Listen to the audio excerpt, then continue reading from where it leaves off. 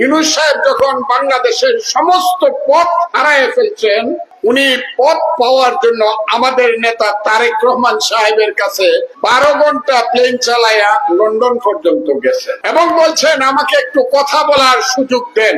আমাদের নেতা তারেক রহমানের সেই যোগ্যতা, বাংলাদেশ চালানোর ব্যাপারে তার সমস্ত ক্ষমতা আছে আমি জানি। ওই যে আমি ওই দিন বলেছিলাম বাপ ব্যাগকে ইলেকশন দেওয়া লাগবে, আমার বক্তৃতাটা শুনেন নাই আপনারা?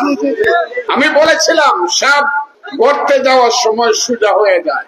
এখন আবার বলছি, ইউনূস সাহেব যখন বাংলাদেশের সমস্ত পথ হারায় ফেলছেন, উনি পথ পাওয়ার জন্য আমাদের নেতা তারেক রহমান সাহেবের কাছে 12 ঘন্টা প্লেন চালায়া লন্ডন পর্যন্ত গেছেন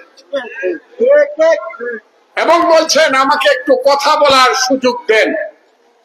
এই 15 দিন আগেও যে ইউনূস সাহেব 6 দিন পর্যন্ত বিএনপি সময় চাওয়ার পরেও 1 ঘন্টা সময় দেয় নাই, এখন উনি লন্ডন 12 ঘন্টা ফ্লাইট চালায় বা 10 ঘন্টা ফ্লাইট চালায়, বিমান চালায় গেছে আমাদের নেতার সাথে কথা বলার জন্য। সেই কথাটা হবে আগামী শুক্রবার। আল্লাহর পবিত্র দিন সব দিন, কিন্তু শুক্রবারটা একটু বেশি। আমি আশা করব ইউনূস সাহেব সৎভাবে সত্যভাবে কথা বলবেন আমাদের নেতার সাথে, এবং আমি জানি আমাদের নেতার সেই অভিজ্ঞতা, আমাদের নেতা তারেক রহমানের সেই যোগ্যতা, বাংলাদেশ চালানোর ব্যাপারে তার সমস্ত ক্ষমতা আছে আমি জানি। এবং আপনি জনাব ইউনূস সাহেব, আর এটা ওইটা না, কাপড় ধোয়ার একটাই সলিউশন, চাকা অল ইন ওয়ান।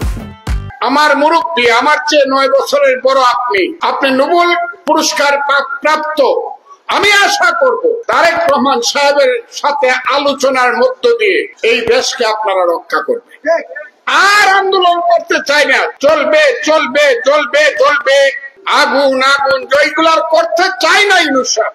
এখন শুধু বাংলাদেশের মানুষ একটা ভোট দিতে চায়। মানুষ 14 সনে এমপি ভোট দিতে পারে নাই। আওয়ামী লীগ নিজেদের ভোট নিজেরা দিছে, কেউ কন্টেস্ট করে নাই।